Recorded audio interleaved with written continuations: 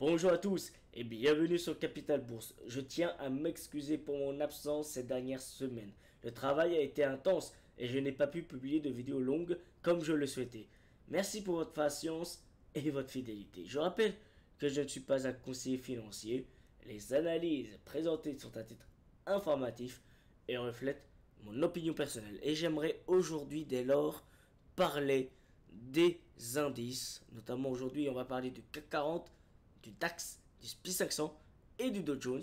Nous sommes le jeudi 29 mai et c'est parti pour cette analyse. Alors, en tout d'abord, je suis en unité de 30 minutes et je vais dégrossir un petit peu le tableau, le graphique pour voir où est-ce qu'on en est depuis ces dernières semaines, étant donné que j'étais totalement déconnecté des marchés, je vous l'avoue, car j'étais en situation professionnelle. Donc là, pour le coup, je redécouvre un petit peu en même temps que vous et je sais combien même que vous êtes même mieux informé que moi sur le sujet.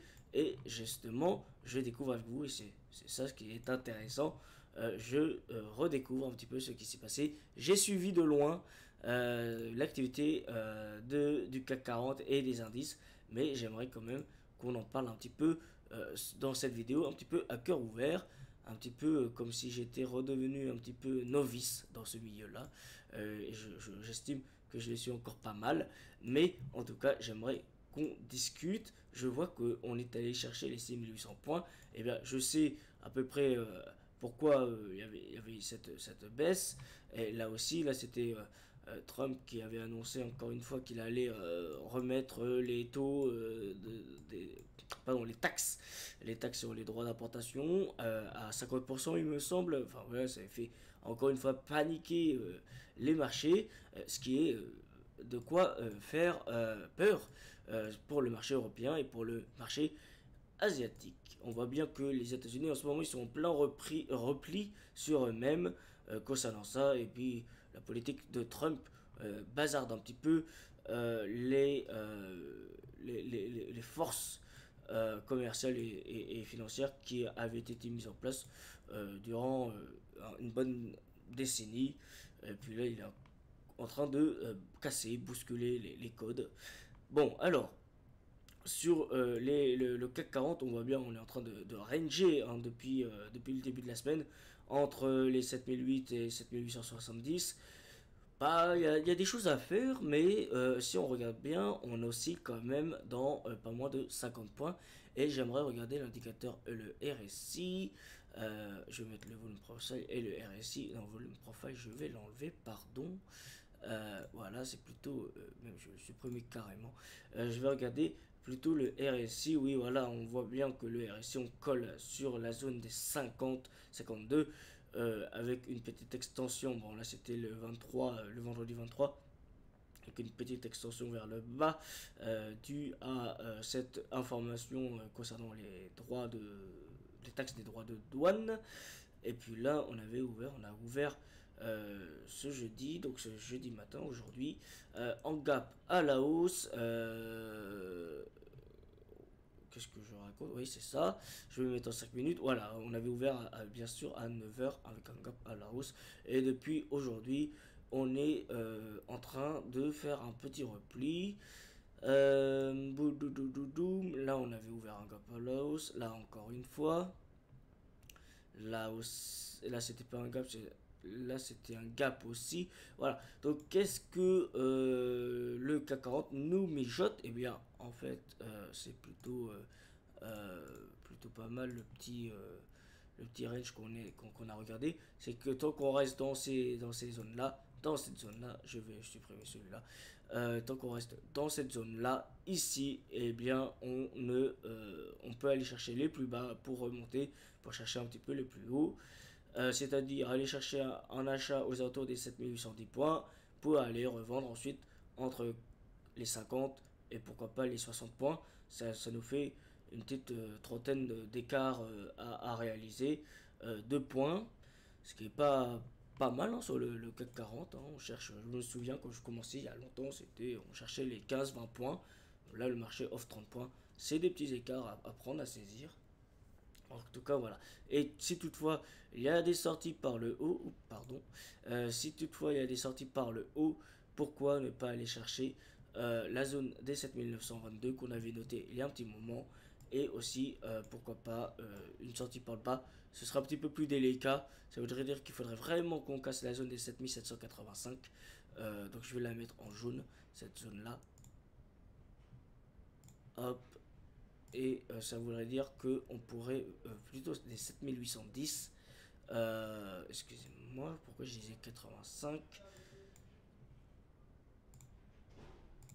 Donc plutôt voilà, ça voudrait dire que on irait chercher euh, le comblement de ce gap du vendredi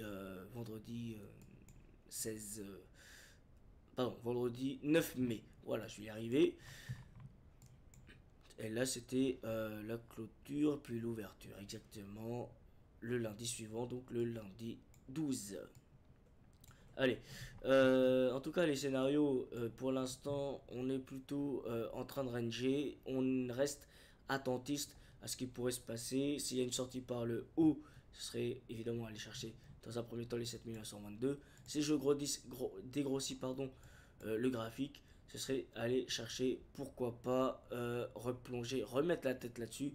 Et pourquoi pas, cette zone-là des 7922 deviendrait une zone support pour osciller entre les 7920 et les 8030, pourquoi pas, comme un petit peu avant les soucis de ces dossiers à propos des droits de douane. On va passer maintenant au DAX. Alors on voit bien le DAX, on est dans une configuration un petit peu plus différente. Quand je dis, alors je vais enlever celui-là parce que je n'en ai pas besoin. Voilà, j'ai pas besoin d'en avoir deux. Quand on voit que la configuration est différente, déjà on a un RSI à 40, donc on est en situation de vente et pas de survente, pas pour l'instant. C'est un petit peu plus, c'est moins joli, on va dire. C'est moins marqué. On n'est pas dans une situation de range.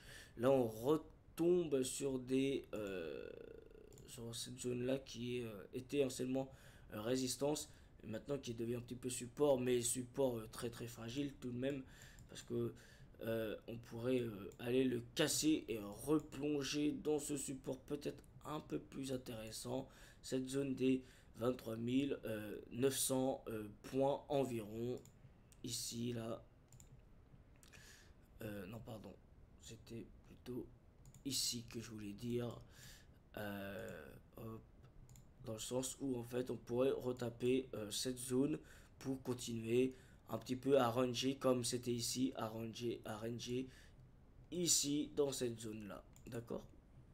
Alors bien sûr on est en tendance de fond, bah là on va, si j'ose dire, depuis le 29 mai, c'est plutôt une tendance assez neutre, même si on tendance de fond très haussière.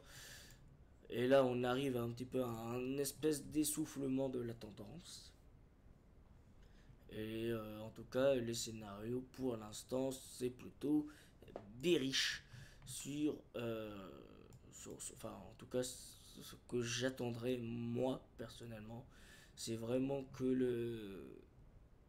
le RSI me confirme. Là, il avait déjà confirmé un petit peu à 9h30 une tendance à la baisse pour qu'on puisse aller chercher le bas de la zone des 23 850 points. Mais en tout cas, ce serait pas plus mal de ne rien faire dans ce genre de configuration, si ce n'est, si vous préférez vous mettre dans la tendance évidemment, être acheteur dans la zone des 23 850 et 23 900 points. Ce serait plutôt cette zone là qui serait intéressante à travailler, à venir travailler, à venir tester, potentiellement rebondir là-dessus et potentiellement repartir sur du 24 000 points, 24 050 points pour faire un petit écart. Mais pour l'instant, on joue en intraday court terme. On peut jouer en swing, en hebdo, mais en tout cas pas plus longtemps que 3-4 jours de position longue sur les configurations que je vous propose. Concernant le SP500, Alors, il y a un indicateur pourquoi il est bleu et comme ça? Est-ce que c'est pour montrer les plages horaires? Et bien, en fait, c'est intéressant parce que là, encore une fois, on est un petit peu indécis. Je vais mettre en daily quand même pour voir où est-ce qu'on est. On est plutôt bien reparti depuis le 9 avril, donc ça fait une vingtaine de jours. On avait noté cette zone-là. Et ce qui est bien, c'est qu'on a rebondi à peu près dans cette zone-là, mais c'était le 8 avril 2025. Donc il y a un peu plus d'un mois et 10 jours. Alors, ce qui serait intéressant pour ceux qui souhaiteraient être short, donc vendeur, shorter, ce serait d'attendre un RSI qui revienne un petit peu chercher le dessus aux alentours des 50 pour plus tard replonger et chercher les 30. Cette zone-là, donc ça voudrait dire que théoriquement, je vais mettre une petite, je vais voir si je peux mettre des petites flèches. J'avais vu des petites flèches quelque part là. Voilà, je vais utiliser le petit pinceau. En fait, là, ce que je pense, c'est que ça ferait ça, un petit truc comme ça, et pour repartir dans la zone des 5920 et 5900. Voilà, c'est un petit peu ça. Pour ceux qui souhaiteraient avoir un billet vendeur, être en short, ce serait plutôt ça, jouer cette configuration là pour aller chercher ces zones là. Et pour ceux qui souhaitent être acheteurs, pour le coup, c'est plutôt retourner, être attentiste, retourner dans ces zones-là pour potentiellement repartir vers, pas forcément les plus hauts ici, mais plutôt ici.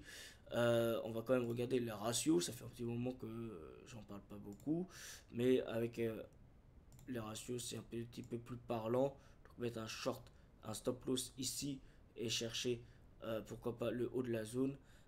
On est sur un 3.8 de ratio, ce qui est vraiment très bien pour un trade plutôt sympa à réaliser sur le SPI 500. Je passe maintenant pour le dernier indice sur cette vidéo, sur cette analyse. N'hésitez pas à vous abonner, à liker, à partager en commentaire vos impressions, vos idées, vos envies, évidemment. Je reprends le rythme tranquille des vidéos. J'essaie de faire au moins 2 vidéos par semaine. L'une sur les indices, l'autre sur les cryptos, mais également aussi des shorts qui expliquent différentes manières d'investir, différentes manières de penser l'investissement, la finance, et aussi des présentations d'entreprise. C'est vrai que j'étais absent durant ces 3 dernières semaines, je suis désolé. Et aujourd'hui, on repart sur du bon pied. Et comme ça, je vais pouvoir vous proposer du contenu. Et c'est toujours un plaisir de partager mes quelques maigres connaissances, mes quelques compétences. J'apprends en même temps. Et ça, on est dans cette dynamique-là. Je construis quelque chose à long terme. Je veux pas le succès facile, avoir 10 000 abonnés, 20 000 abonnés demain. Je ne veux pas gagner ma vie pour l'instant avec YouTube et ce n'est pas envisageable. C'est un projet à long terme. Ce que je souhaite construire aujourd'hui avec vous, c'est une librairie où on va dire vous pouvez consulter les différentes vidéos, les analyses, revoir des vidéos passées où j'ai pu me tromper, où j'ai pu avoir eu raison sur quelques opérations. En tout cas, ce que je souhaite créer, ce n'est pas du buzz, c'est quelque chose où moi, le premier, je puisse apprendre de mes erreurs, revoir mes erreurs, et aussi, pourquoi pas, permettre à d'autres de se lancer et aussi à comprendre, à commettre des erreurs, à se relever et à avancer. C'est cette dynamique-là que je souhaite partager sur cette chaîne YouTube. Alors, je sais que ce message, pour ceux qui vont l'entendre, vous aurez eu de la chance. Parce que je sais très bien que mes vidéos ne sont pas regardées jusqu'au bout.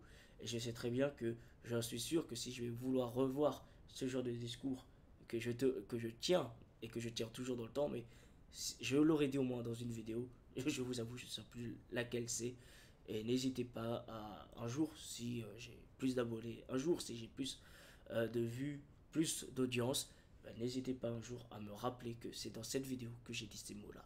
Bon, en tout cas, c'est un peu une bouteille à la mer, petite capsule temporelle. Voilà, ça reste entre nous au milieu de cette vidéo, au milieu de cette analyse.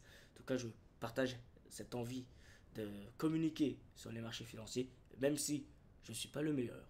Il y a toujours mieux, mais en tout cas, je suis là pour apprendre, pour vous faire découvrir des choses, pour apprendre de vous aussi. Voilà. On repasse maintenant sur l'analyse avec l'indice Dow Jones. L'indice Dow Jones, eh bien, on voit bien que là, en 30 minutes, je vais regarder, on est sur un RSI qui est complètement chuté. Est-ce que on n'est pas loin d'être en survente? On n'est pas loin. On n'est pas loin d'être en survente parce que on n'est pas loin des 30. Et là, il y a un petit rebond.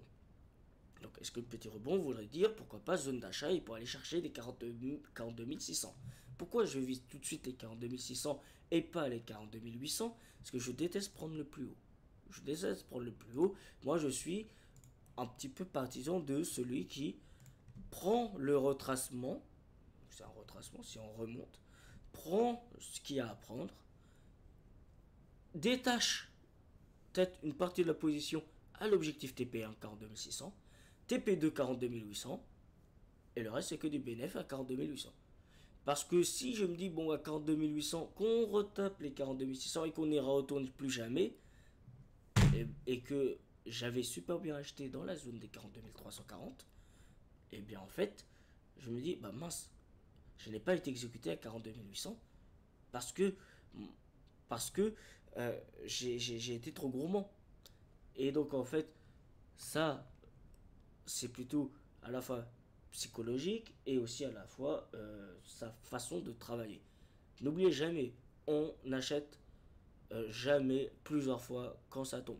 Par exemple, en cas de figure, j'achète ici, j'achète là, et mon prix ne revient jamais là-haut, full perte. En revanche, la bonne solution à faire, c'est j'achète là, pas forcément là, j'achète là. Si vous pouvez choper là, c'est très bien, mais c'est difficile.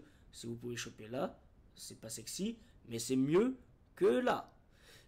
Vous achetez une fois la tête, la deuxième fois vous achetez là, la troisième fois vous achetez pas, parce que une fois, deux fois et pas trois. Vous achetez là une fois, vous achetez là deux fois. Vous continuez, vous conservez. Regardez, pour la journée de vendredi 23 mai, vous achetez là, vous laissez couler, poum poum poum, il y a le week-end. Bon, vous paierez certainement des frais pour le décalage dans le temps. Et puis après, le lundi, vous ressortez dans soit la première zone qui est ici, voilà, une des premières zones, soit une zone ici. Ça, c'est pour ceux qui aiment bien travailler en mode plutôt long terme. D'accord? Revenons à la situation actuelle. C'était un achat potentiellement dans cette zone avec un RSI qui pourrait remonter vers les 50, pourquoi pas les 60. 50, ça nous amène ici, et les 60, ça nous amène là. Donc TP1, TP2. Voilà. Pour shorter, pas la peine, pas tout de suite, sauf si on retombe dans la zone des 42 600 ou les 42 800, avec un stop un petit peu au-dessus à 42 900 pour invalider le scénario. Voilà un petit peu ce que je propose dans cette analyse. C'était Capital Bourse. Je vous remercie pour votre écoute et je vous souhaite une agréable journée. Très bonne séance.